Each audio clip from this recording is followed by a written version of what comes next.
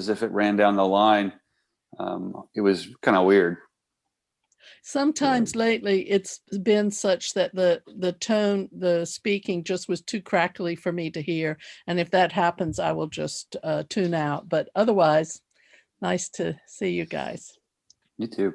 Sometimes if you turn your video off too, it can clean the connection. Yeah, I'll try that. Yeah. Yeah. I mean, you're fine now. I mean, I can hear you with the video on. Okay.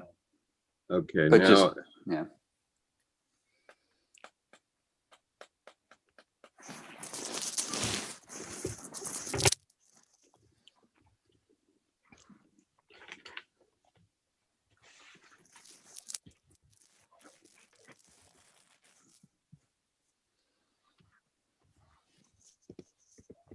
let me see if can I hear you? Can you say hello, Jordan? Hi. Hello. No, I can't hear you. Okay, I've got a problem here.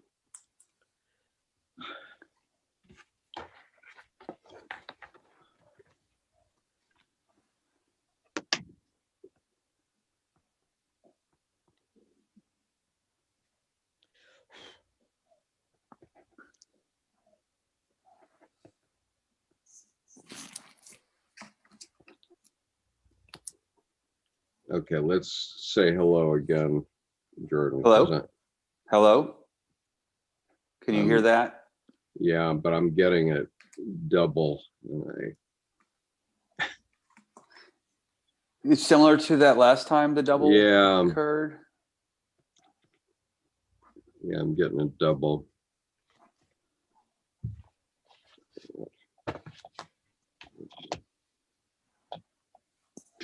Are you hearing it double there, Jordan? I'm not. For me, it's perfectly clear for both of you. Okay. Just trying to. Yeah, I'm hearing it double.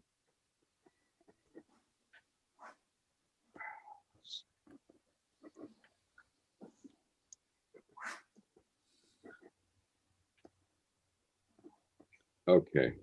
Now I think I can hear it in my computer headphones, so let's try that. Okay, how does this sound? Oh, can't hear you though. Okay, that you can't hear.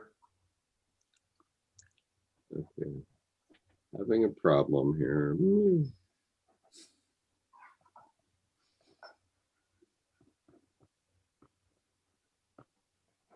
Well, I'm hearing. Okay, can you hear this?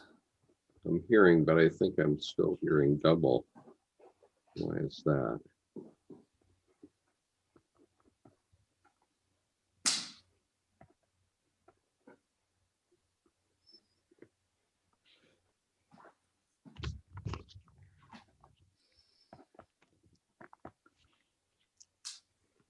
Okay, let's try this now. Can you hear me now? I can hear you. How's this for you? All right, well, let's just see if it comes back. All right, I guess that's working. Okay. All right, hello out there in YouTube land. I'm sorry for the confusion this morning, but I seem to be having an issue with my system and understanding which is the correct input. But okay, so you're hearing me clearly? Yes, in fact, it's high quality. There's no gravel and no chatter. Okay, all right, then we should be all right. Okay, so this morning we're going to be continuing with Dr. Jorge Ferrer's book, Revisioning Transpersonal Theory, and we're talking about experiential versus participatory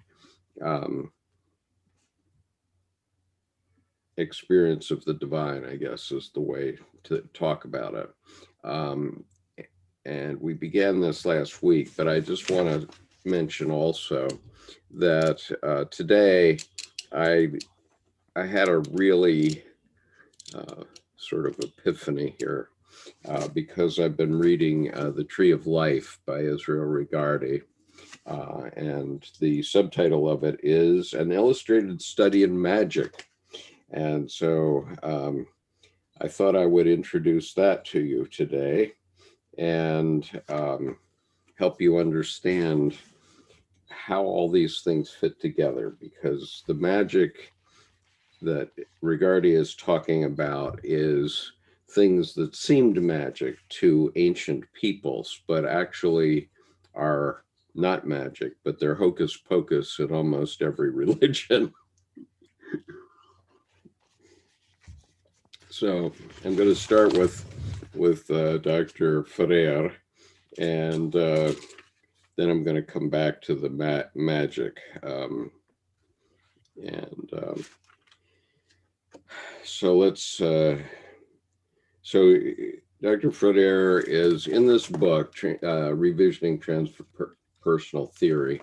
This is mainly a brief or an argument to his academic peers, and it's not really meant for the average layman. So, so I decided to just take the bull by the horns and go to the end, go to the end of the book, and find out what his conclusions are. And so he's being very humble here when he's talking to his peers. And so let me just read. All right, so we're talking about the experiential versus the participatory visions, and we're talking about religious experience, let's say, or how we interact with religion of all kinds. And so an experiential vision would be a vision like I've described in previous classes, where something truly extraordinary happens to you in your life, and the only way you can explain it is by an act of God. And I've had many of these experiences. I have them almost daily. And so I discussed this in a lecture that I did in October of. So did you see? I beg your pardon? I don't think so. See if there's an eye on. Okay, I'm going to mute Vanessa because we're hearing your background conversation. So the point is, and I guess I can just very quickly remind everyone who hasn't seen this, but one day I was very down, and so I went in the chapel at the U.S. Naval Academy, and it was very dark in the place, but suddenly this light came on me, and it changed my attitude instantly. And I looked up at this scene and I said, well, actually, nobody's going to believe this unless I take a picture of it. So I pulled out my cell phone and I took a picture of it. And that's the picture that I got. And so you could see how dark it was in the chapel. And then I turned the picture back on myself. And this is me. And so you can see how dark it was in the chapel. And these are stained glass windows. So you can see how dark it was that day in general. It was a very cloudy day, but suddenly the sun was on me and only on me. And that's a chapel that seats 2,000 people. So it was as if, you know, God had come upon me. It's experiential, and it touched me in a very special way on that day. It's not your experience, it's my experience. I make no claims about having a direct link to God, not at all. But it's an example of an experiential action, which is quite passive, and it's how people can be pulled into sort of the spiritual realm, I guess, in their psyches. Now, the opposing point of view that Dr. Ferrer is talking about is a participatory vision, where one sees that we are the only living things. In fact, in terms of the universe, so far, it's only things on Earth that we know of that are alive. We still don't know of anything that is alive outside of this planet. And we are the only sentient, or not sentient, but we're the only, cognizant, knowledgeable. We know we're here and we know we won't always be here. Species. All other species live their lives entirely instinctually, and they might have some moments of joy or whatever.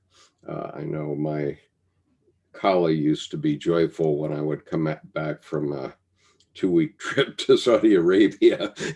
That was joy, but in the interim 2 weeks when I was gone, I'm sure he was just lying there and eating his food just like any other week, and he wasn't thinking very much of me, and so.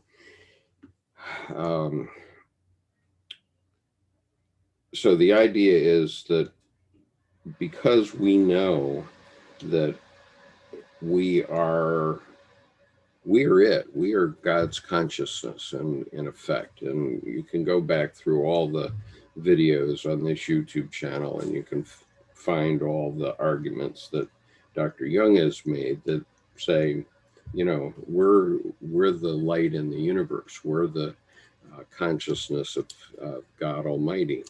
And so if that's true, and it's as reasonable as any other hypothesis, then we have a responsibility to also be God's arms and legs, and to enact, as the transpersonal people talk about, to enact the world that we want, or the world that God wants. And we've talked about Dr. Jung later in his life admitting that he was, when he spoke of God with intelligent people, he meant the unconscious, and he meant it, each of our piece of it, as the self, which he called the God image within our deep unconscious, and God Almighty being the collective unconscious. So that's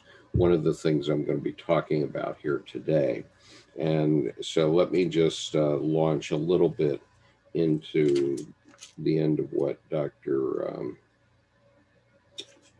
Ferrer was saying last week, and then I'm going to go to this other book.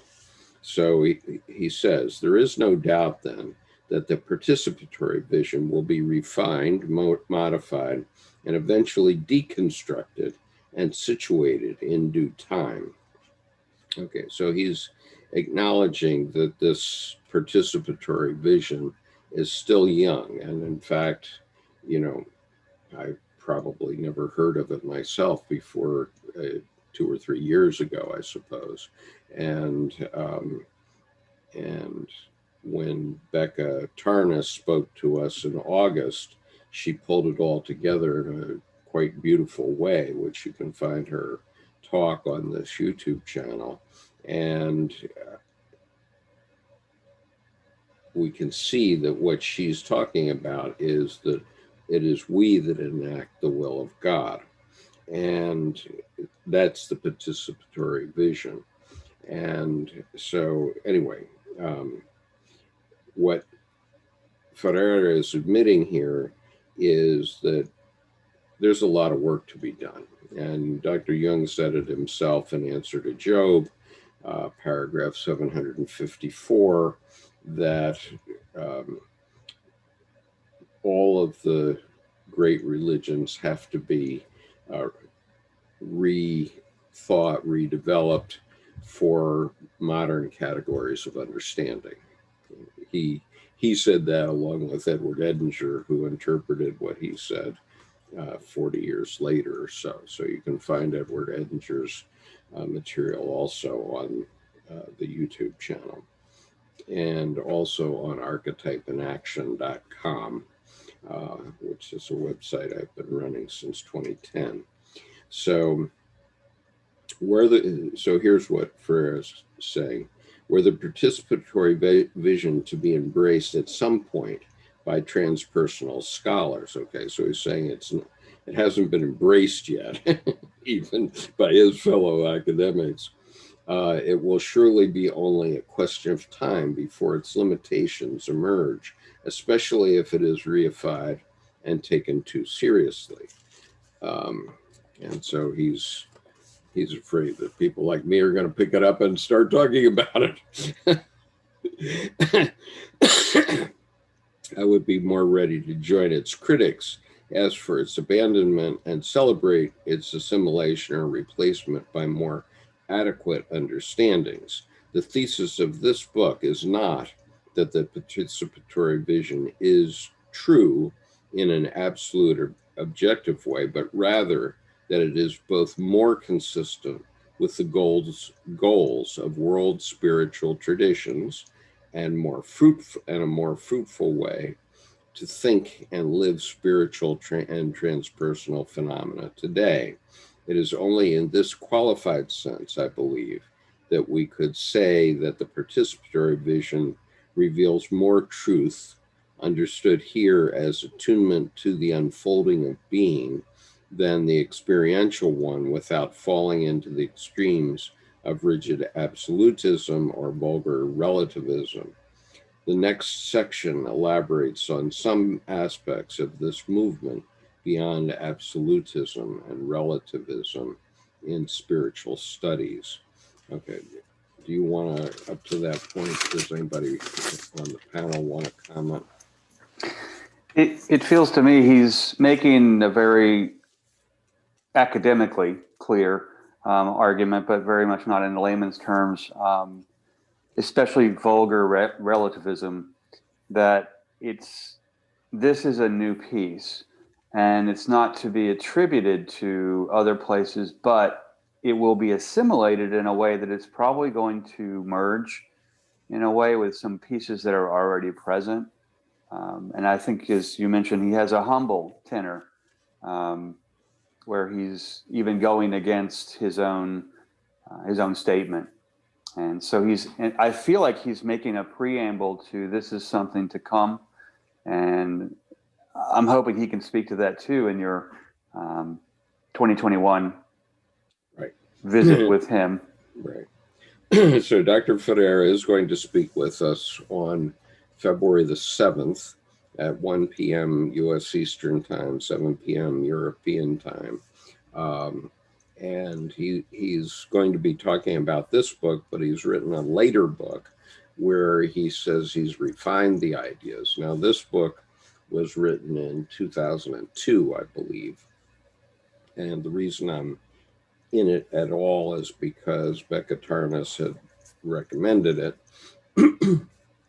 And then when I was interacting with Dr. Ferrer about his thoughts and whether he would come speak to us, he pointed out that he had written a later book about 15 years later in 2017.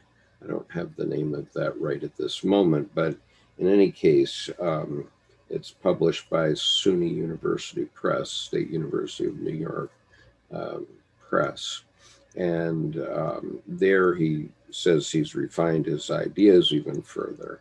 And so I've ordered this book from SUNY, but it isn't here yet, so I can't speak to it. And it being Christmas time, I suppose a university press isn't pressed, to coin a term, to push it out into the society.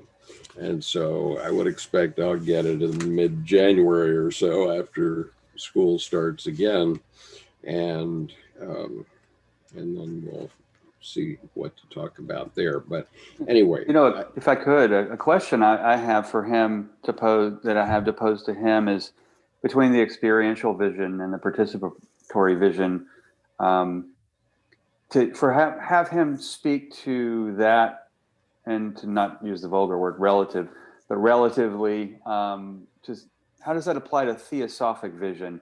And isn't theosophic vision a combination, or is it one or the other? And historically, Jordan, I don't want to get into these things now. And when you start talking about theosophic vision, that's way over the head of our audience. So that's fine. It's just a question I'm going to pose to him. So let me just look at a couple of points here. All right. Big Cat says whales, dolphins, crows, elephants probably have self-awareness and awareness of death, but we don't know for sure. Yeah, Coco the gorilla understood death of her kitten.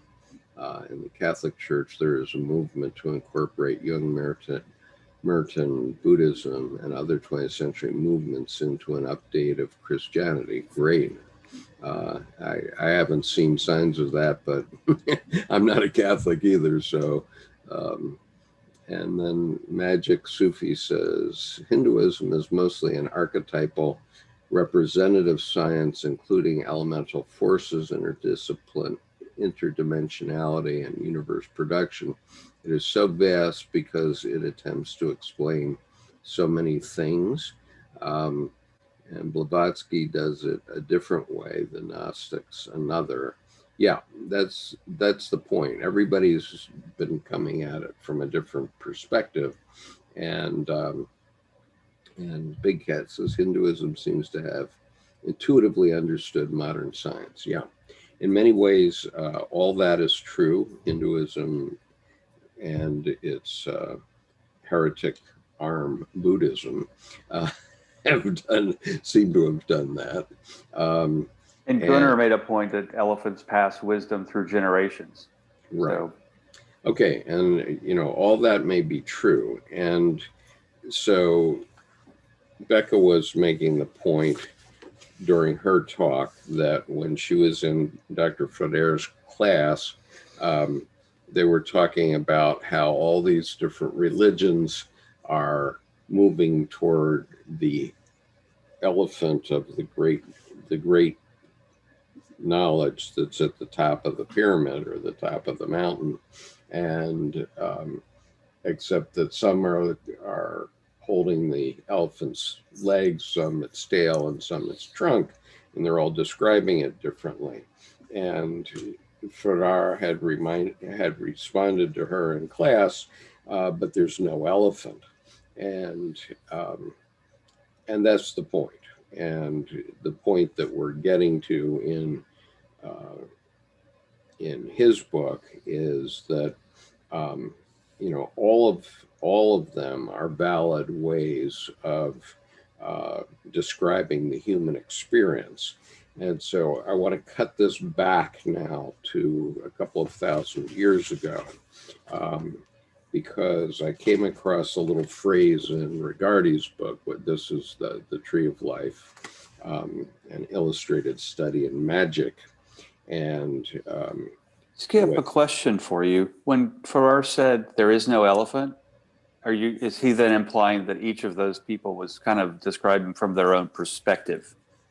Well, they are describing from their own perspective, but there's no mountain, and so consequently no elephant, right? The whole thing is the whole thing is a construct, and we have to completely rethink our approach to religion and spirituality, because we are the consciousness of God in the universe. That I acknowledge there are many comments here, both on YouTube and Zoom, suggesting that there are other animals that are somewhat there, but we're the only ones with opposing thumbs and the ability to get up and walk away and get on airplanes and that sort of thing, and get into rocket ships and fly to the moon. And so, yes, there are other species probably that are somewhere along the continuum of consciousness and critical thinking, but we seem to be the ones that are controlling the earth at this point. And so we are the ones that have to interpret it and, in effect, be like God. I mean, what is a packing house? Packing house is a nice name for a slaughterhouse, and it's a bloody, awful place where they're cows are walking in at one end of the building, and they're get a bullet or some sort of rod driven through their brain to kill them, and then they're rendered, that's a nice way of butchered, until they come out as packaged meat on the other end that shows up in your grocery store. So if you think that we can't get away from the fact that all life lives on other life. Everything in your grocery store was once alive, whether vegetable or animal, and you subsist on the previous lives of other creatures or other beings, whether they had intelligence or not. and so we have to acknowledge that we are godlike. And indeed, what Jung was worried about before his death was that we now have the power to destroy not only ourselves, but all life on the planet with a nuclear war. And it wouldn't take much. I mean, our president, who was a bit childish when he came into office, remains to be seen whether he still is, but in terms of nuclear weapons, when he went into office, he said, well, why don't we just use those? And the answer is that if, scientists differ, but if 23 nuclear weapons are detonated in the atmosphere, or 100, it's somewhere in that range, 23 to 100 nuclear weapons, will destroy all our life on Earth. And so that's a big no-no. We can't go there, and we have to have people that are mature enough and educated enough to know that we can't go there, okay? And because it's not only mutually assured destruction, which was the mad theory of the Cold War, where we would destroy Russia and they would destroy us. It's not that. It's, if we do this, we're going to destroy the planet, and there isn't going to be any aftermath. There's nothing going to be living after it's over. And so we just can't do it. And that's why we're so careful to try to keep nuclear weapons under control. And Oleg is here. Oleg, I had a comment for you. Oleg says 21 December is the day of the great conjunction of Jupiter and Saturn. Are you going to watch it? Yes, we will. And Oleg, I just wanted to go back to a question you'd asked a couple of weeks ago, but you disappeared before I answered it. And so I want to answer it now since I see you here. Oleg had asked me whether I knew anything about Peter Kingsley and his series of book, his 2-volume set called Catafalque. And the answer to that is yes. And I agree with what Peter Kingsley says in Catafalque almost 100%. If I have any disputes with him, it would be picky. But at the same time, I think that Peter is a little bit too in your face with the Jungian community. because at one point I thought about doing a review of his book, and I was going to begin the review by saying, well, if I was a Jungian analyst, I would say, well, why don't you tell us what you really think of us, Peter? Because Peter was quite frank, unlike Dr. Ferrer here, who's walking on eggshells with his own colleagues, since the only people that are really doing this thinking are at the California Institute of Integral Studies, where he teaches, and perhaps a few other places around the world, and in Santa Barbara at Pacifica, they do some of this work, but you know, a lot has to be done, a lot. So Danny Van Heck says, Jung took astrology seriously. Personally, I'm skeptical about it. It's not exactly scientifical. Okay, well, Danny, it's not exact. It has nothing to do with it has nothing to do with science. It has to do with the psyche. And that's the great thing that we've missed. Okay, and that's what I want to that's what I want to address. Daniel Atunius says Peter Kingsley is inflated. Yes, you could say that. And I started to try to promote Peter's book on this YouTube channel at one point a couple of years ago, and he called me up and he started to he got all over me and about, you know, how I was going to go do that. And so I just threw up my hands and decided not to even address it. So, you know, I do have a phone number and email address for Peter, and at some point he may come down out of his high heaven and actually be willing to talk about his book to somebody like me who's lame. but you know, so far he hasn't done that. And my point is, I think that if I read a few passages of his book on this YouTube channel, it would get more people to read his book. But since that, he's been quite adamant that I shouldn't do that. So, all right, Peter. So anyway,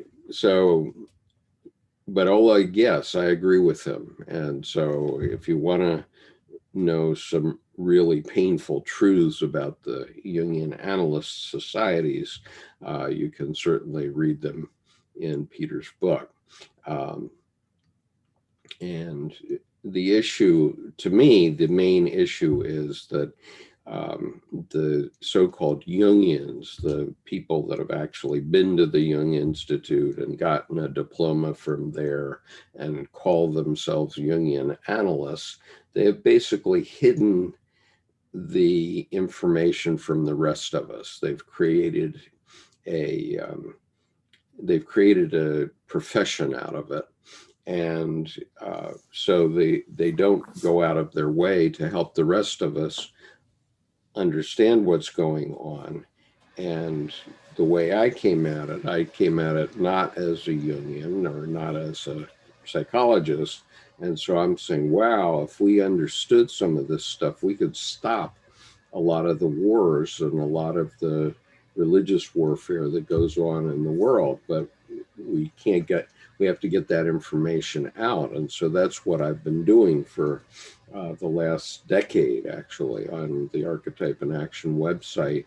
And then from 2016 on this YouTube channel, I have been making videos about different aspects of Dr. Jung's work so that people can start to understand what the heck he was talking about in a layman's way. That's why I stopped Jordan when he starts talking about theosophy and that sort of stuff, because those are all code words for books worth of information. Right. And so I resist using code words, and because I want the people that see the videos from this session and others to understand it from a layman's point of view. What the heck are we talking about? And that's those what Jungian analysts in that vein created kind of a high church, which also precluded the self. Well, and yeah. it's exact same concept of the elite-ish, and I don't mean that from a monetarily standpoint, but from we have the knowledge kind of cognoscenti people, then we will rule. And that withholding makes the case that other people can't get it, and that's actually really diminishing to the ability of the human psyche to learn. Right. And so I once confronted Lance Owens about this. Lance Owens is a famous Jungian analyst, and I think he's a bishop of the Gnostic Church or something like that. And I caught him on a conference once, and I said, "Isn't this true, Lance?" And he says, "Well, you can't blame us because we were trying to build a profession." And he's quite right. Okay, that's fair enough that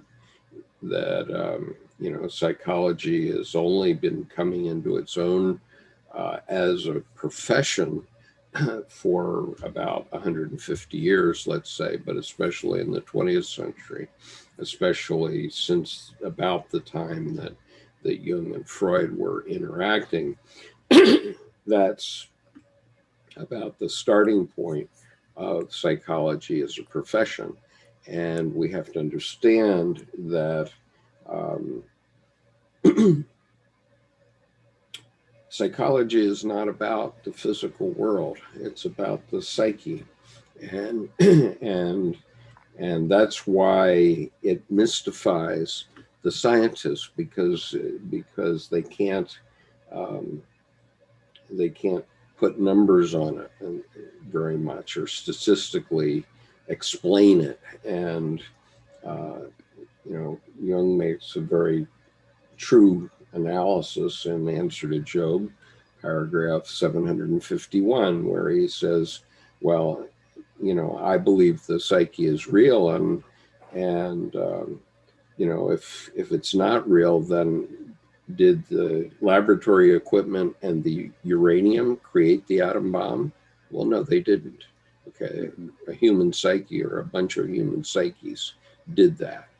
And so once you grok that idea, then you can also grok the idea that he has in the next paragraph, paragraph 752 of our Answer to Job, in which he says every religious statement of whatever kind is a statement of the psyche. It's not a statement of the physical world. It's not a statement of the physis, the physical world. It's a statement of the psyche. And if you understand that point, that one point, then you understand why this issue is out there, because the fundamentalists and theologians going back 2,000 years have talked about God and religion as if they were physical entities, as if one day you might be able to go up to God and shake his hand. Well, that's bullshit. I'm sorry, that isn't happening. And there's a statement in Buddhism: if you see Buddha coming down the road, kill him. And he doesn't mean physically kill. They don't mean physically kill. They mean that anybody that claims that they are God, or they have some special anointment from some supernatural entity,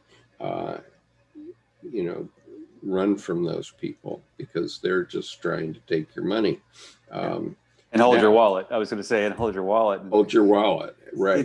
It's worth saying, but that doesn't mean. Just a second. That doesn't mean that you shouldn't go to church or you shouldn't go to synagogue. That's Ferrer's point here, that they're all true, and they all are ways of bringing our psychological development along, because we have to remember that we're all wild animals when we're born. We are wild animals. We don't know squat when we're born. Some kind goddess sticks her tit in your mouth and you get fed. But that, that's it. And then you learn that if you cry, somebody will take care of your pain, right? But we have to learn all these things anew in every generation. And so that means that there are not permanent, that it's one and then done. No, we have to all learn and develop our psychology through our lifetimes. And so the traditional religions have done that effectively for 5,000 years in various ways. And so we can be cavalier about saying, well, they're just doing it so you'll give them money. To an extent, that's true. I mean, go to the Vatican and you can see how money was brought together by the Catholic Church over 2,000 years. And so, they live in sumptuous palaces there. But that's only a sideshow, okay? Because what's genuine is that the religions have been ways of psychological development ever since they began.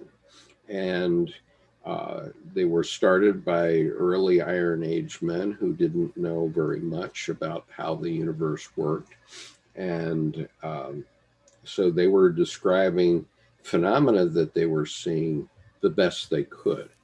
And so, but the problem is that now that we know how things really work, and that's happened mainly in the last 500 years, now we have to go back and rethink those things and recognize that those religions were methods of psychological development for their constituents in all parts of the world.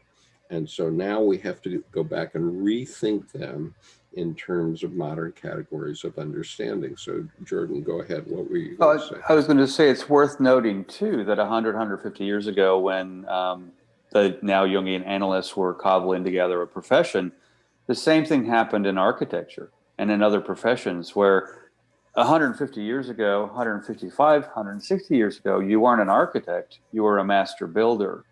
You never just learned the design, you learned the whole piece. And even if I drop back to Imhotep, architect of cathedrals, architect of pyramids, pardon, he was also a doctor, philosopher, poet, priest. And there's a piece in the older ancient ways of the polymath, the one who has multiple expertise. And they kind of had to navigate their world. And these days, there's that differentiation of coming to one profession that is one thing. And that limitation, to me, is not distinguishing. It's actually extinguishing, right, in a way. Okay, there's a couple of points I want to respond to here. Daniel says, if you truly want to understand Jung, then in my opinion, you should read his books in his own words and do the work, whatever that means for you. And Oleg responds, if you truly want to understand Jung, you must study Latin, ancient Greek language, and especially ancient history of Egypt, Greek, Akkad mythology, pre-Socratic philosophers, such as like Empedocles, who Peter Kingsley talks about a lot. And Daniel says, Oleg, I agree. So here's the thing. There's almost no chance that you're going to truly understand Jung. Okay, I'm sorry.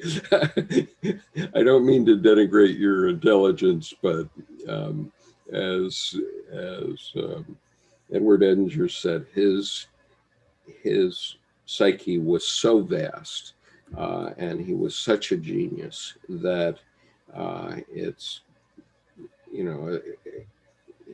if there's anybody that understands them thoroughly, it's Sona Shandasani, who spent the last 25 years in his primary material. But the chance that it's worth doing for anybody else is a question. And we all have to be grateful to Dr. Shamdasani for having pulled the materials together that he has done. And there's a lot of work still to do. I mean, I talked to James Hollis a couple of years back, and he said there's still 100,000 letters that have not been translated of Jung. Right. Okay. And, the same thing can be said about the Buddha. There's a project called 84,000.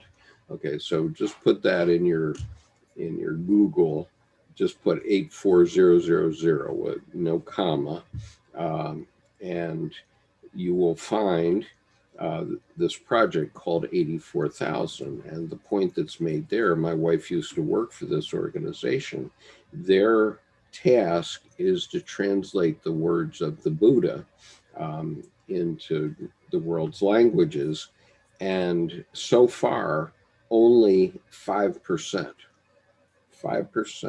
of the Buddha's teachings have been translated into anything but Sanskrit, I guess, or Tibetan Buddhist version of Sanskrit. Well, and as with any works of that level, of that scale, there are always gems where that person came to higher realizations. And you'll get one paragraph that is a nucleus for almost everything else that isn't the on the top billboard piece.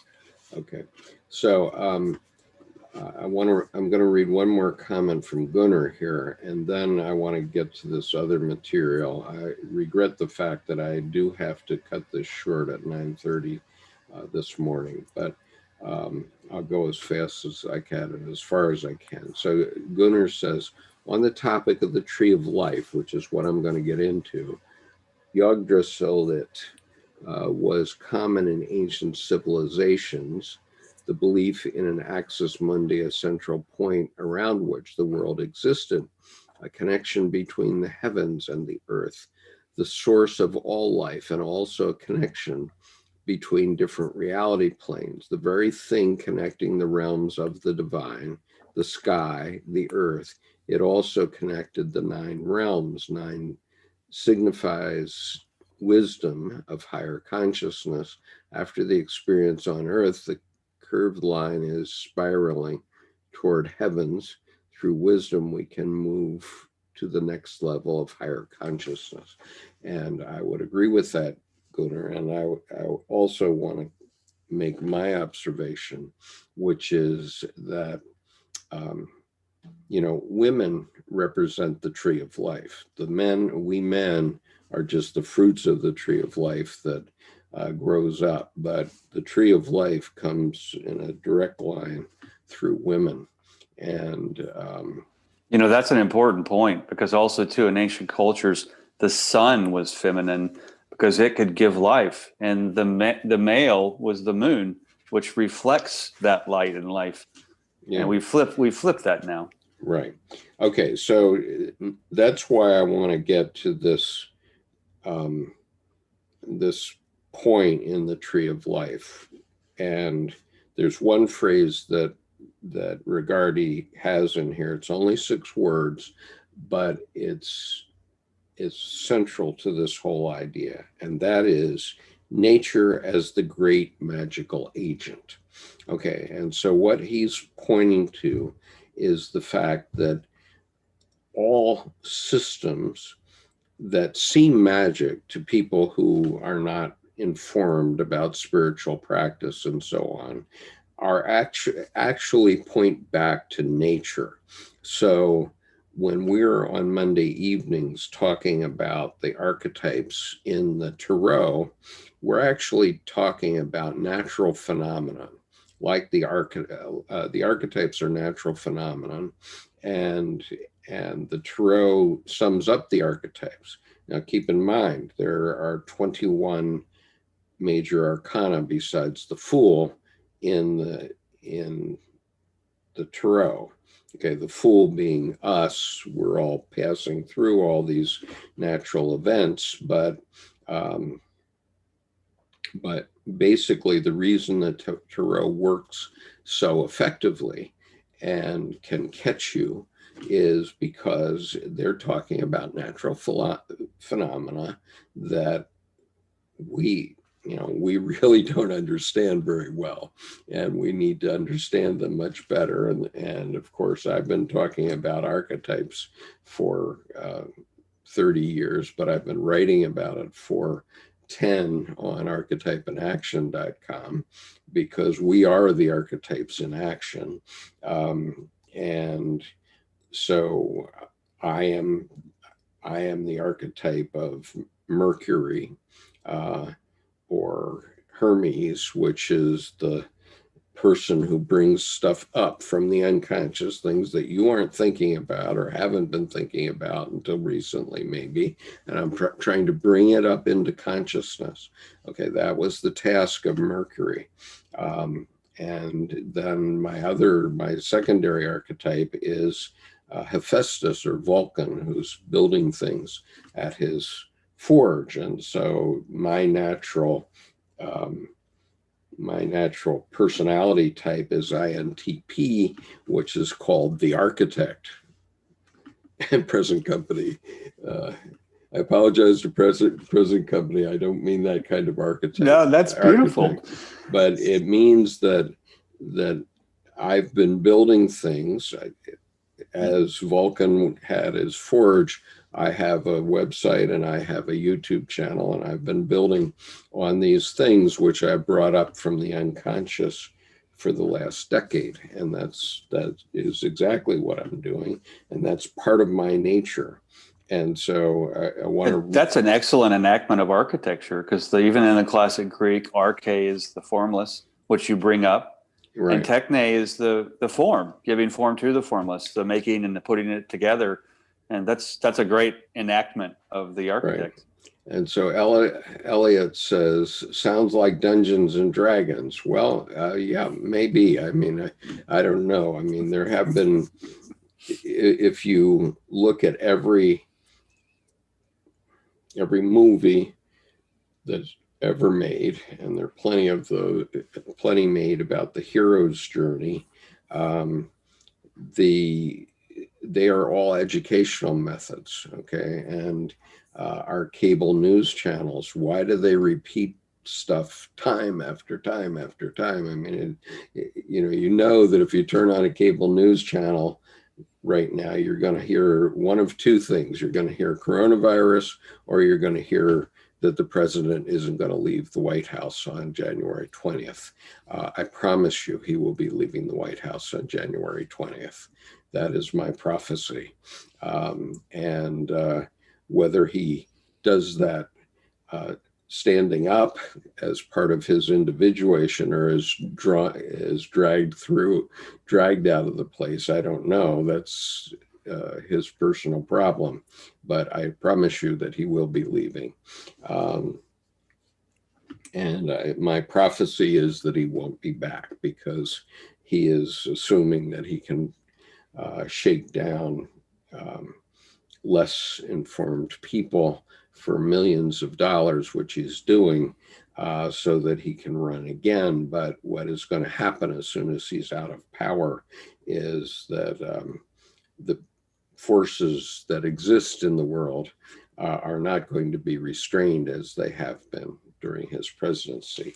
And so I would expect, at the very minimum, that Rupert Murdoch, who is the owner of Fox News, will immediately start competing very vigorously with whatever television network the president thinks he might be creating. God knows. But okay. But so the point is that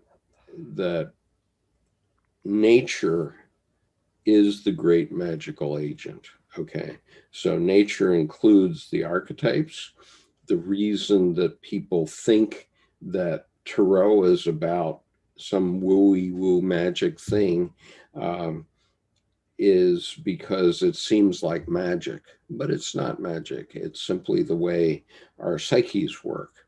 And so the experience that I talked about at the beginning, in terms of that moment in the Naval Academy chapel, I don't claim that that's magic per se. It's certainly an experience, and it was certainly an important experience in my life. But you know, you can easily write it off in the physical world. You can easily write it off by saying, well, the sun goes across the sky at the same time every day. The chapel's there every day, and even though the sun changes its position in the sky, you know, something like that is going on every day, and you just by coincidence happen to be in the right place at the right time. And I say, yes, okay, that's fine. But nonetheless, it was very powerful to me. And I assure you that if you have experiences like this, you will find them profound. It doesn't mean that you're in direct contact with a supreme being, but it does mean that your psychology, your personal psychology, is going to be developed. So now I'm going to go into the chapter entitled The Astral Light, found in Rigardi's book, The Tree of Life. And I'm on page 81 of this soft copy. And this is the version of it that's edited and annotated by Chick Cicero and Sandra Tabitha Cicero. And it's quite a piece of work they've done here. But here's what he says. In the legends of every people, even the most primitive savage tribes, there enters the conception of the astral astral light, as the medium of thought vibrations of magical acts. Sir J.G. Fraser, the eminent anthropologist and authority in folklore, records a number of them in The Golden Bough. Now, The Golden Bough was written in 1890, so there's nothing new about this stuff. But, you know, I have to admit, I've never read The Golden Bough, and I think it's like 12 volumes. Is it not? Jordan, you might know. Yeah, okay, so it's a lot of volumes. Okay. A number of others have also discussed the nature of this hypothetical force recognized by the primitives without having approached to any clear formulation of its nature as the great magical agent. This could hardly be expected, inasmuch as their studies and researches never for an instant leave the academic plane.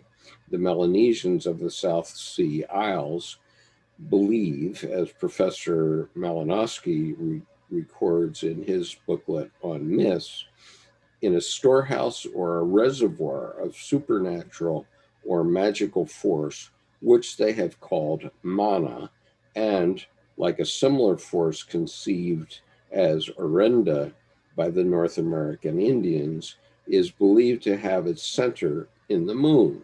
Okay, so where have we heard this term force before? So the force, which Obi-Wan Kenobi, I would say besides Star Wars.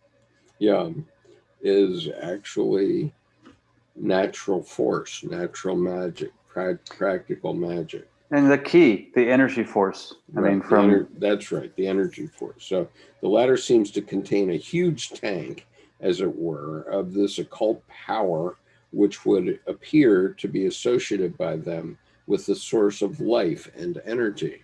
Well, isn't it the source of light and energy? It surely is. But it's nature. Not difficult is it to see that this conception, whether imperfectly recorded by the anthropologists or inaccurately described by the primitives, it is hard to say. The probability is that the fault lies with both parties.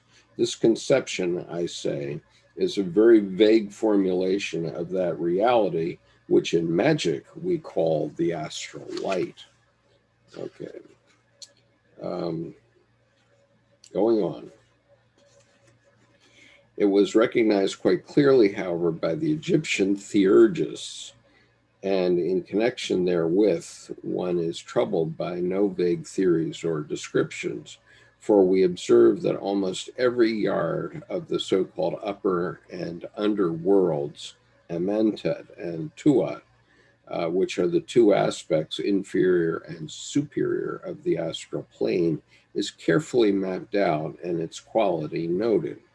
Not only so, but in some of the chapters of the Book of the Dead, this is the Egyptian Book of the Dead, such subdivision is described with precision for the benefit of the deceased, and incidentally for the theurgists, together with the names of the guardians and watchers of the pylons through which the defunct soul had to pass in order to gain admission to some other of the halls in the kingdom of Osiris.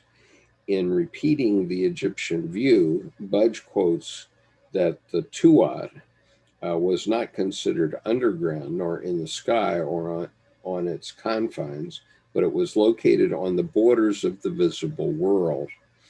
That it was not a particularly happy place is described in the Book of the Dead when the scribe Annie arrived there, seemingly bewildered.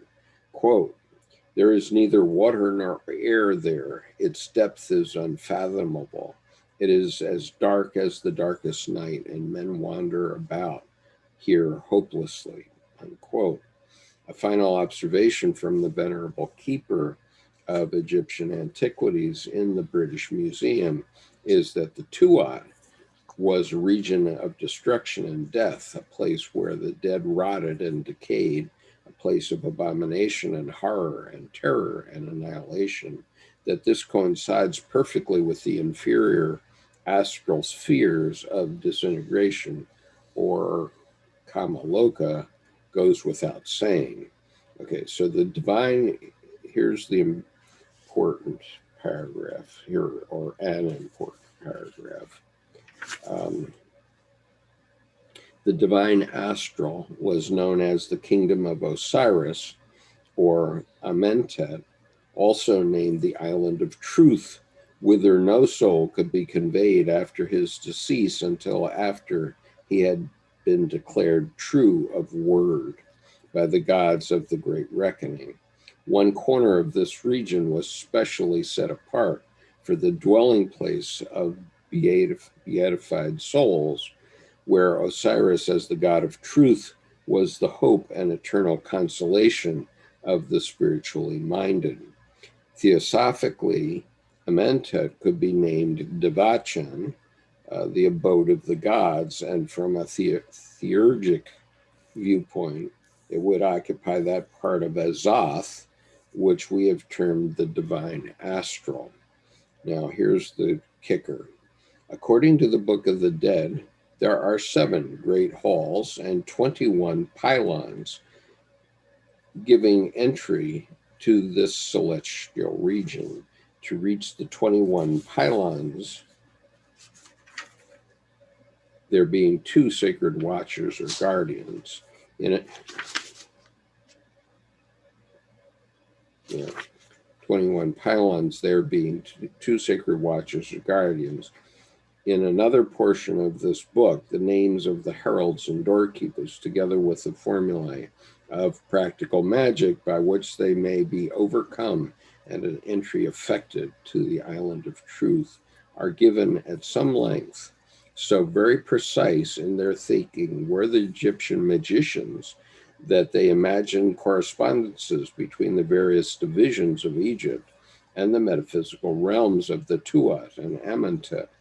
Each of the several strata or regions in the astral world, both gross and divine, was mapped out with a precision which even today has neither rival nor equal. Okay. And that theurgy is important because it's similar to what we're talking about. It's the effect or the operation, as it were, of a supernatural, or as we would say, divine force in human affairs. And we're referring to that as the self. Right. And meanwhile, I just want to point out that these 21 pylons are very likely the archetypes which are described in the 21 major arcana of the Tarot, which, I've said multiple times, the Tarot,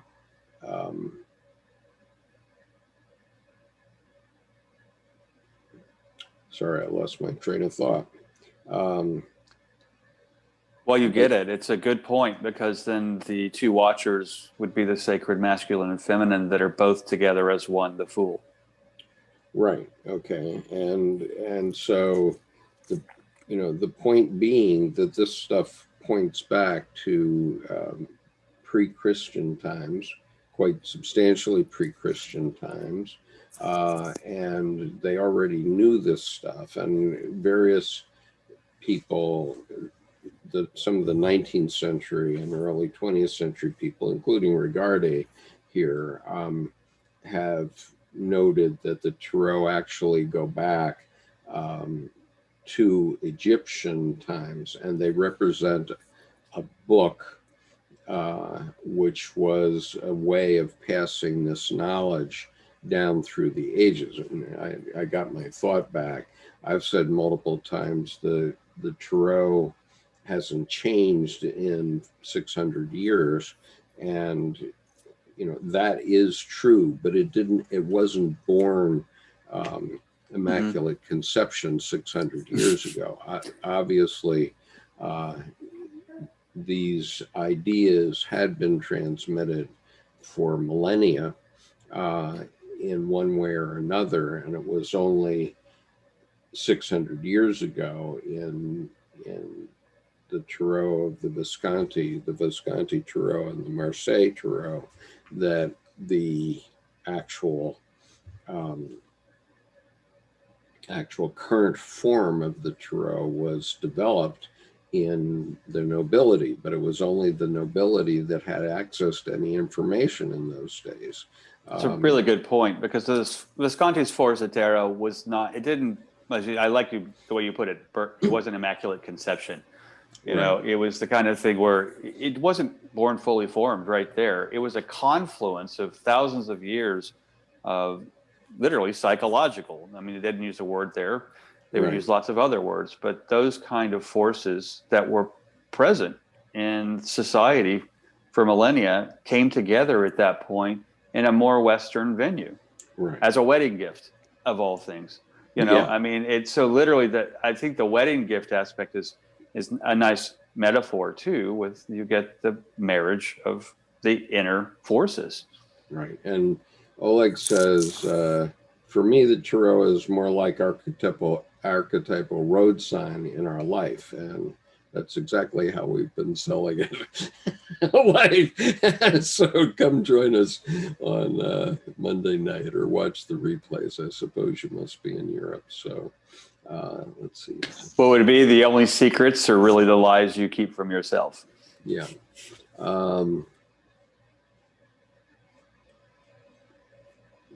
Yeah. And I'm not going to, there's some commentary here on Atlantis, but I'm not going to touch that with a 10-foot pole because I don't know anything about Atlantis really. And I've been interested in things coming along about it, but so far I think we're limited. Okay, but now we come to an important section of this reading, and I'm still reading from The Tree of Life by Israel Regardie. He says, there is another very significant comparison to which attention should be directed. Among official psychoanalysts, there is the concept of the unconscious. This term implies a dynamic stream of thought, memory, and tendency which runs below the level of our normal individual consciousness, serving as the receptacle of instincts and race memories, and those complexes which are oftentimes the result of conscious conflict. As this collection of instincts and automatic impulses has an evolutionary origin, long anterior to the formation and development of the intellect in man. It is hence more powerful and urgent within him. It is from this strata of habit and inherited race consciousness that the primitives are supposed to have drawn in the fabrication of their eloquent myths and legends. These latter are thus not only a record of prehistoric race history, but a dynamic expression of what these psychologists would call the collective unconscious. Oh, there's the connection. Inasmuch as with every primitive race and people, regardless of whether there was social intercourse and communication or not, the myths and legends essentially are identical, since what the analysts call the unconscious is practically synonymous with one aspect of what the Kabbalists term the nephesh, and since the latter is grounded in the astral light in much the same way as the physical body is grounded upon and formed from gross matter, then between the astral light and the concept of the collective unconscious, there is a clear correspondence. Just as the unconscious, with some individuals, is a subterranean volcanic entity tearing asunder the integrity and unity of the consciousness, so also the magical tradition is that it is to the lower aspect of the astral light, the storehouse of race memories, predatory lusts, instincts, and all animal impulses, that a greater part of mankind owes its troubles, ills, and regrettable sources of conflict. It is upon this part of the nephesh, or the unconscious, that the magician avers Levi, must set his foot, that it must be conquered, controlled, and kept in its proper place. At the same time, however, the so-called unconscious, with its wealth of animated material, its fertility of impressive ideas and suggestions, may be for some people the source of poetic and artistic inspiration. This aspect of the unconscious, the higher or divine aspect of the astral light, or the neshama in man, it is which the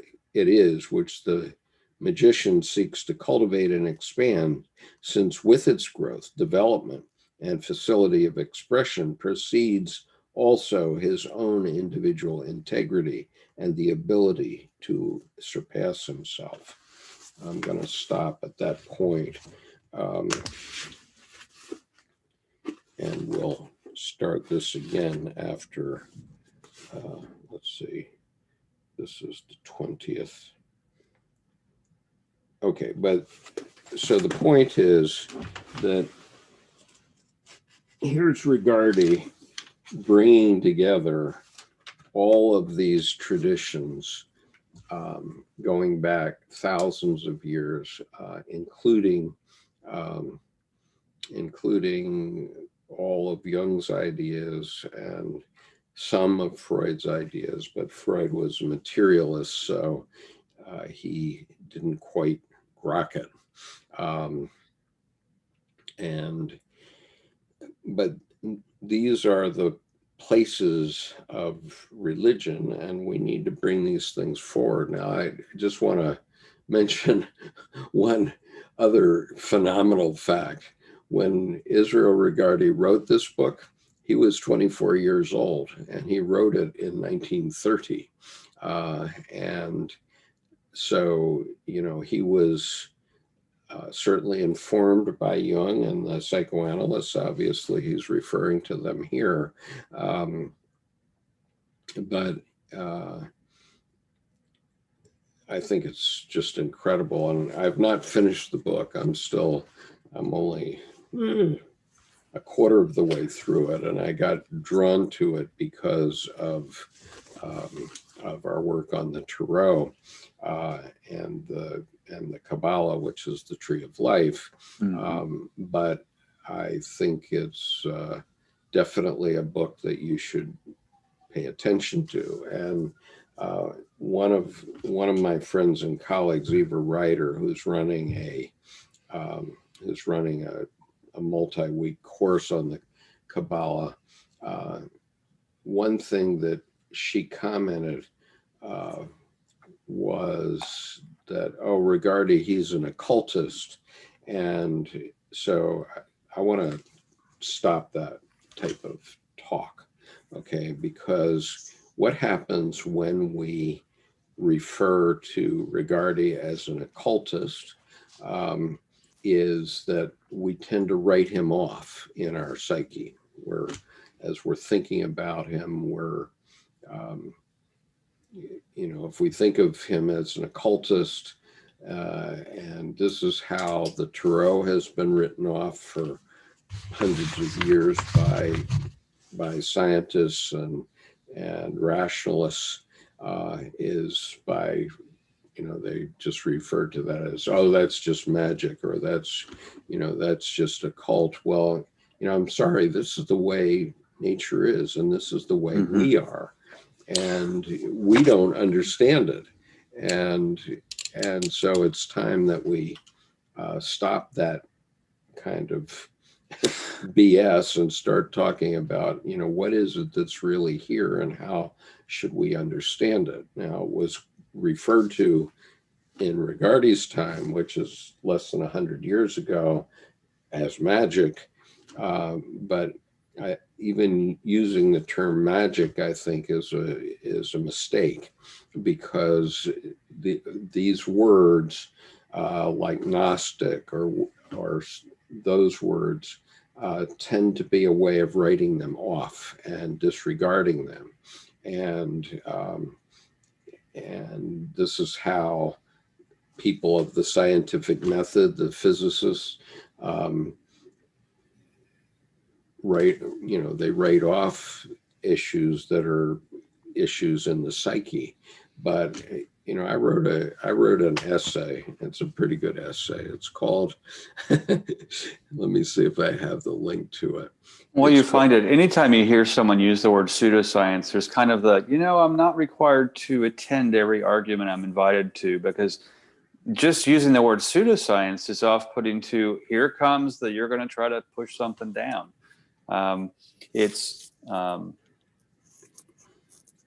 Okay. All right. So here's the name of my article. It's called Carl Sagan and Neil deGrasse Tyson Missed an Entire Universe. And the only wrong thing about this essay, which I'm going to share the link for, is that I said they missed an entire universe. And the reality is they missed 7.5 billion universes. So I'm going to put the link on the YouTube chat. You can have that right now. And I will put it on the Zoom chat as well. And what is really fascinating is in sort of in the middle of that essay, I put a link to a video of Neil deGrasse Tyson being interviewed about dark matter and dark energy. And it is just a hoot. It's a total hoot, because he admits that physicists can't explain, like, between 75 and 90% of the universe cannot be explained by modern physics as yet, because of dark matter and dark energy. And so if you listen to his description of it, it sounds like you're in a seance. It literally sounds like you're in a seance, and it's just hilarious. So, well, it's interesting too. Bill Nye, the science guy, yeah. Is less educated than Dolph Lundgren. Dolph Lundgren is actually qualified to be a scientist with multiple advanced degrees, and Bill Nye doesn't. He had a good idea of how to get a show and put it together well. So, so I'm looking forward to watching that video and reading the article, because there comes to be a point where they're still skipping stones, and it's too easy to notice, when is your stone going to fall to the bottom of the pond so we can actually see something? Yeah, and mind you, I have tremendous respect for both Carl Sagan and Neil deGrasse Tyson, um, and but neither one of them have understood the psyche, and they keep going around as if everything can be explained by physical methods and statistics, and that's simply not true. And so I would love to debate and talk with Neil deGrasse Tyson. If somebody wants to invite me to debate with Neil deGrasse Tyson, I would love that. That'd be a lot of fun. We'll set up the Neil and Skip death match. Right. Be Saturday Night Live and some claymation. All right, but if you want to watch, if you want to see what I'm talking about, look at on YouTube. There's a video which I think is called something like The Last Interview with Carl Sagan. Okay, and in that last interview, before he died, he was just anathema for issues of the psyche and talking about witches and goblins, for example. I mean, his last book was something about witches and goblins, that he was dissing everything. He never understood astrology, and I remember in the Cosmos series, and this goes back to the early 1980s because I was watching it in Japan, and in there he said he couldn't understand, he simply could not feature why there were 3,000 columns around the world on astrology and none on astronomy. Okay.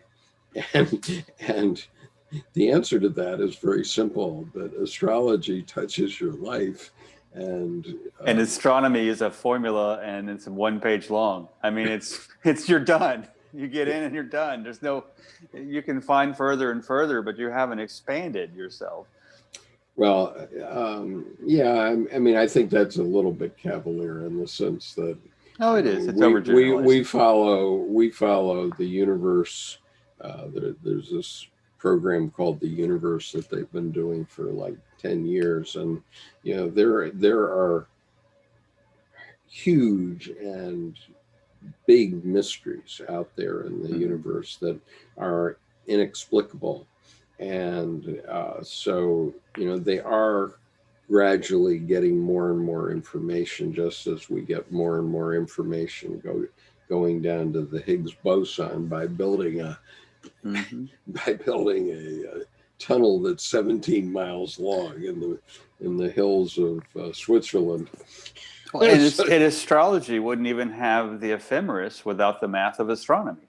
I mean, so again, there's when you split off half of the piece, you miss the puzzle. Okay, so Danny asked this question: can you recommend people who do astrology in an accurate way? Because I assume there are many scam artists. Well, I wouldn't do that at the moment, honestly, because I don't know well enough, and I'll give Jordan an opportunity to answer this question too. But I think that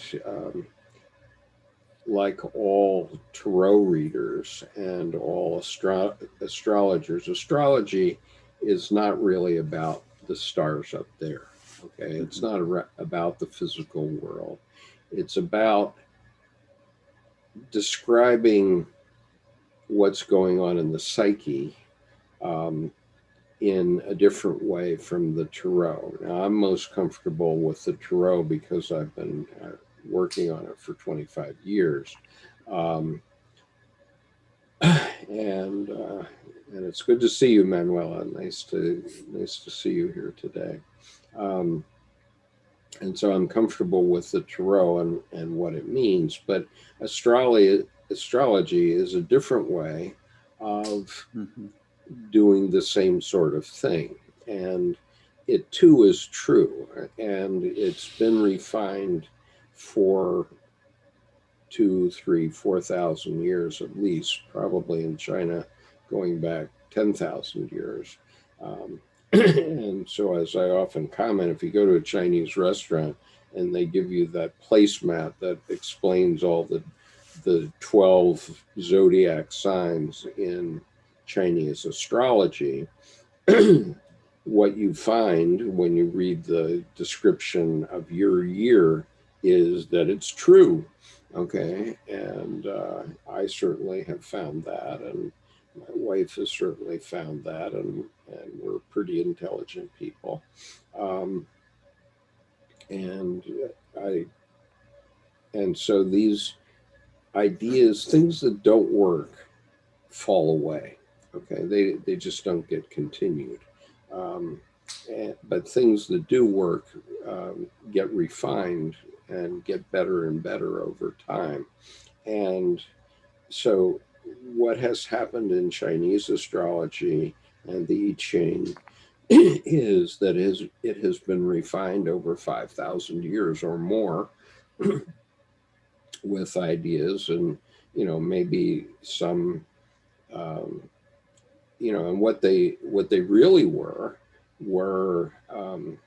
they were used to figure out when they were in the year so that they would know whether it's time to plant a crop or to go fishing for crabs or what have you. Mm-hmm. And so that's what astrology was originally used for. And then its uses were refined and thought about and so on. And so I don't pretend to understand the full mechanism, and I'm not going to do it. If I could speak to that, go ahead. I don't think, as an astrologer myself who doesn't offer professional astrology services, I think it might be maybe inappropriate for me to, drop some names of people that are my go-to astrologist on this channel. Maybe in the future, you and I could talk about that, but I would say, I'm sorry, really, I wasn't paying attention. What did you say we could talk about? I was going to say, I don't know if it's appropriate for me to say, put forth my go-to astrologers. There are 3, but me personally as an astrologer, but I just don't offer it professionally. I find that be careful, just you get what you pay for. If you get the free astrology, free tarot readings, well, those are snake oil. If you want to put your email and YouTube or your URL on the chat, please do that. And let me do that, because I can make some recommendations to people who I trust over decades, and It's not just flash in the pan. But that's a really good question of how to find someone. Okay, but here's the important thing to remember, and it applies to the tarot also, and to divination in the tarot. I can walk into an auditorium with 1,000 people in it, and I can take a deck of tarot cards and throw them across the stage, no layout, and simply read the cards. And everyone in the room will think I did a reading for them. Okay. Mm-hmm. And the reason for that is that the cards represent archetypal principles that apply to all of our lives. And so, like me sitting in the chapel at the Naval Academy that day when I was feeling very down and low, and I needed something to snap me out of it at that moment, and all of a sudden this light came on me, and boom, my psyche changed in a minute. Or not in a minute, in 5 seconds. And I look up and I said, oh my God, what just happened to me? And I snapped a picture of it, because when it happens to you, that something that happens in the world hits some sore spot, let's call it a sore spot, or some hook in your psyche that you need at that moment, whatever it is, then it's going to be very meaningful to you. And so if I do a 30-minute reading, or probably a 30-minute reading for me, and maybe Jordan would take 3 hours, but I wouldn't. Or 5 seconds. Right. But if I do a 30-minute reading for someone, and I'm reading from the cards, I know that I'm going to hit 3 or 4 things that are significant to you at that moment, whatever it is. Okay. And so they will hook that sore spot in your psyche at that moment. And so if I mention something about mother because I'm reading the Empress card, we all have mothers, and a lot of us have issues with our mothers, one kind or another, right? So if I in a reading I say something blah blah blah blah blah blah mother, blah blah blah blah blah, all of a sudden you've heard this word mother, and you're boom back in this sore spot in your psyche. Then it's going to be meaningful to you, and what it does is it moves the furniture around. That's what I because say about it. Every card can apply to every situation. And when a card comes up, you have that facet either activated or unactivated, developed or undeveloped in your psyche. And so there's that opportunity for that card, like you said, to hook, to strike a chord to resonate. And sometimes it sounds horrible and it's hurtful, it's painful. Sometimes it's happy, sometimes it's sad. But you're right, because that's what it does, is it triggers the psyche. Okay, I need to wrap this up fairly. Yeah, you do. quickly, You're over time. But let's. But the point is that the tarot and astrology are midpoints between just a conversation over coffee with your friends and psychotherapy.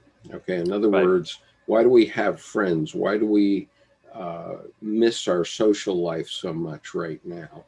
It's because we interact with people and we can talk about, in our normal discourse in our social life, we talk to people and we can work out some of our problems and affect our psyche just by a conversation. Okay, that's a low level kind of psychotherapy. You go and you talk about how creepy your boyfriend is with your girlfriend, and she says, "Oh yeah, I have a creepy one too," right? Then you feel better. You're not the only girl with a creepy boyfriend, right? So that's sort of a very low level psychotherapy. What the tarot does is it sort of randomly and anonymously, kind of anonymously, because you don't have to know the tarot reader, but because you're hearing this reading, it activates certain things in your psyche that cause you to rethink them. Okay. But the tarot reader isn't telling you what to think. He's telling you, or she's telling you,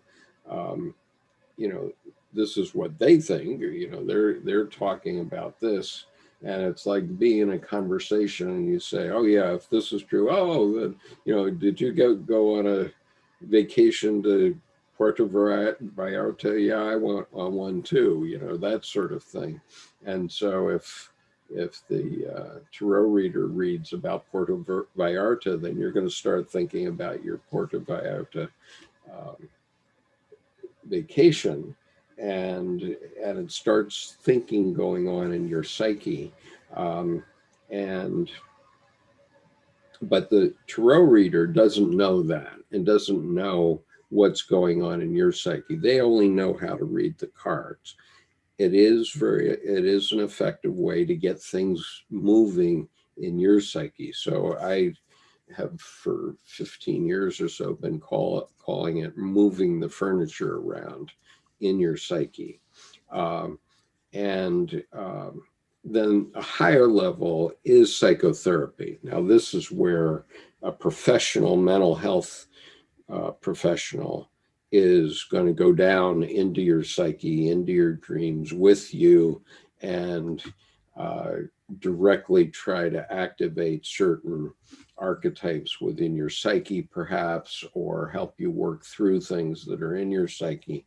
But that's for professional psychotherapists. And, the tarot doesn't offer that because the tarot reader is not in your psyche. The tarot reader is only giving you a bunch of waypoints that you can then work on it yourself type thing. And so my so far assessment, and it's based on very little knowledge, is that astrology works the same way. Okay, that astrology also fits into that space between the coffee clutch with your friends and the psychotherapist. It's in there, and so the astrologer blurts out whatever it is that they blurt out, but based on their learning of what has been learned over the last 5,000 years about what this conjunction of Jupiter and Saturn means day after or tomorrow. Tomorrow we're going to have this conjunction, and does it mean it's the Christmas star? Well, God, I don't know. Up there, it really doesn't matter. It's just the 21st is not Christmas, right? It's but it is my daughter's birthday. So that makes it a better day, right? And her name is Natasha. We gave her that name because she was very small. She was only 2 pounds 4 ounces when she was born. And so we thought she needed a strong name. So we gave her the name Natasha. And it was only later that I realized that Natasha is actually Slavic for Noel. So it's actually Slavic for Christmas child, which is what she was. So anyway, but. Can I ask a question? Yeah, go ahead, Gunnar. And then I need to wrap up, really. I was wondering about if you can use the tarot cards for getting better relationship with people or relating with people or your family. I certainly think it will help you. I certainly think it will help you because what it does, I mean, it can also stir up things that you don't like to think about, right? And so people might be scared of the tarot because it makes them face issues that they haven't wanted to face and they put back in the back of their mind and aren't thinking about, and all of a sudden you have a tarot reading where it causes you to have to think about it again. But the point is that it allows you to work through your issues, okay? And if you work through your issues so that you're individuated and you've actually said, okay, this turned over the mulch pile and it aired something that needed airing in my psyche, but and so that was painful, but at least I thought through it and thought, what am I doing to my family or whatever it is? It makes you become a better person, I think. So it's your relationship with yourself. When you learn, like Skip's saying, it helps you learn your relationship with yourself. And when you kind of, as I call it, become besties with your beasties, it's easier to interact with other people's shadow because you don't have to attend every, for example, conflict you're invited to, and you can actually sit back and listen sometimes. It doesn't always work that way, but it does give you a fighting chance to have that better relationship with yourself. And then that flows out to your relationships with other people. Hello, Kushbu. Nice to see you here. Delighted to have you. Magic Sufi says, there is no coming to consciousness without pain. That, of course, is a famous Jung quote. And breakdowns are good as long as there's a breakthrough, okay? And Oleg says, Goethe had interesting thought about symbols. Symbols are both existing and not existing in the same time. They are not exist in real world like materia, but they are real in our minds. And that's very true, Oleg.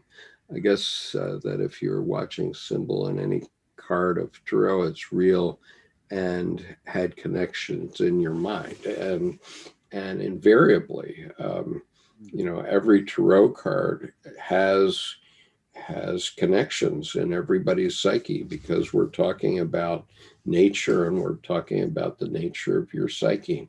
And so, I urge you to take a look at the series that we're working on Monday nights, where we're taking one card a week. And man, we can he can go for 4 hours about one card and not even. And that's touch cutting the it short surface. sometimes. That's cutting it short, and so I'm now limiting it to 3 hours of live stream because I just can't take anymore. And last week we ended at 11 p.m. and then I had to work until 2 in the morning on something else, which is the other thing I have to work on. You've got to get your time. Is Okay, so we're going to wrap it up for this week, and we'll come back to Dr. Ferrer and his. The next section is called Beyond Absolutism and Relativism in Spiritual Studies. So we'll use that as a starting point. I may go back into Rigardi a little bit more, but I'm still reading the book myself. So, all right. Peace, everyone. See you next week. Thank you. Bye-bye.